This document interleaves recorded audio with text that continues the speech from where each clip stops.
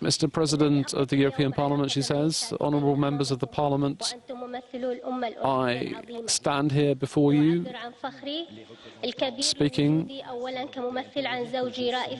boldly to the representatives of the great nations of Europe to say how proud I am of my husband and to be here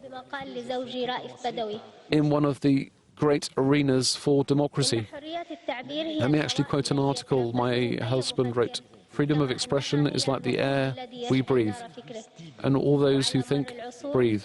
It's the thought, it's the fuel that makes us think. And nations have moved forward thanks to their thinkers, to their thinkers' ideas.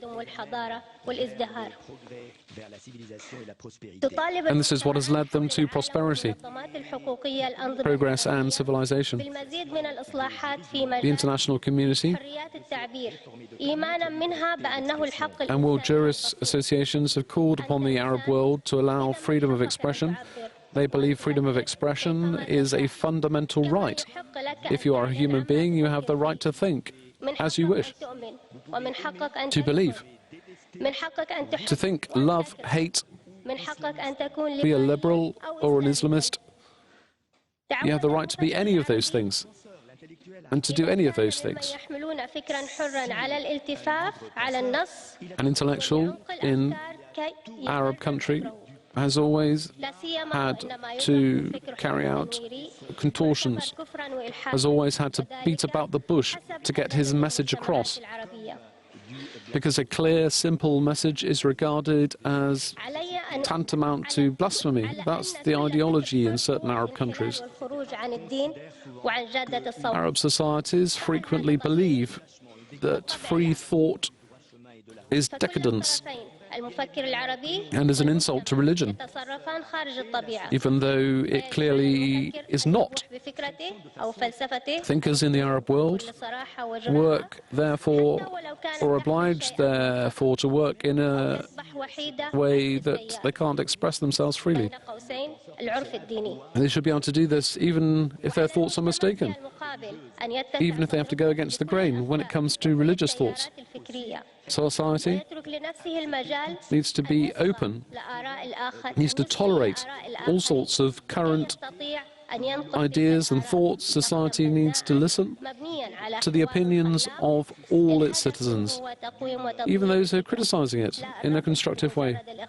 That's the basis of a constructive dialogue, which will allow thought and society to both flourish. If you look at the situation in the Arab world, you will see that society is now under the yoke of a theocratic regime. It calls upon citizens to simply nod and accept everything that religious leaders tell them. This has been imposed, this submission, and today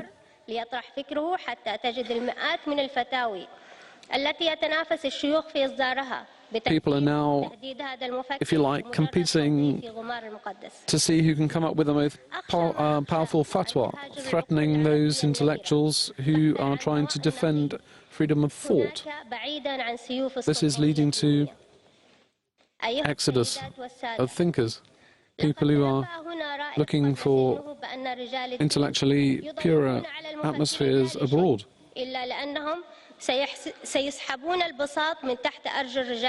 My husband said religious leaders are trying to intimidate thinkers because thinkers are cutting the ground from underneath them and revealing their lies and ignorance to all. We have a Saudi citizen who's been in prison since 2012. He's been accused of apostasy and was originally condemned to death and then to a very heavy sentence. 10 years in prison, $300,000 fine, and 1,000 lashes, which will be given at a rate of 50 lashes per week every Friday after prayers. There's also a travel ban and also a ban on speaking to the press for 10 years, even after being released from jail. Raif isn't a criminal. He's not a rapist. He's a free thinker. He's a free spirit. What crime has he committed? It's simply to think differently in a country where only one kind of thought allowed. He's not a highwayman, a drug trafficker. He's done nothing to deserve such a harsh sentence. My husband simply expressed his views and set them out on paper, dreaming of a better world, that's all.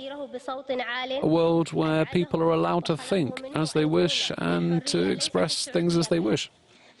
He spoke out clearly, and that's what angered the religious leaders, not just in Saudi Arabia, but throughout the Arab world.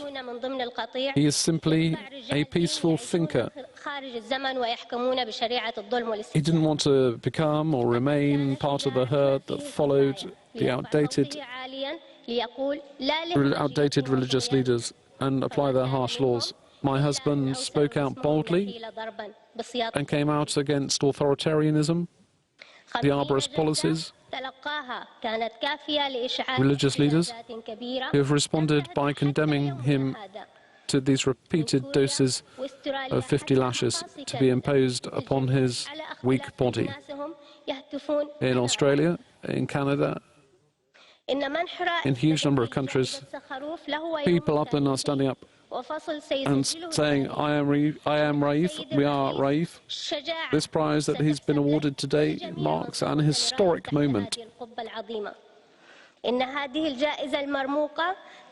is an example of courage on your behalf, or from you, Mr. President, and the Parliament. Today he is first citizen from the Arab world to receive the Sakharov Prize. Ladies and gentlemen, I'd like to thank you for having given me this honor and this opportunity to speak. Let me again quote my husband. We wish life on those who wish us death. Thank you very much for having listened to me. Ensaf Haidar, the wife of Raif Badawi, speaking here in Strasbourg today. Raif Badawi, the award winner this year of the Sakharov Prize, of course can't be here in Strasbourg because he's serving a 10-year prison sentence in Saudi Arabia. And also, as his wife was reminding us there, he's been sentenced to 1,000 lashes, which she says are being administered on a weekly basis after Friday prayers. So, European Parliament President Martin Schulz here, officially awarding the Sakharov Prize to Raif Badawi. His wife there, Ensaf Haidar, picking it up on his behalf.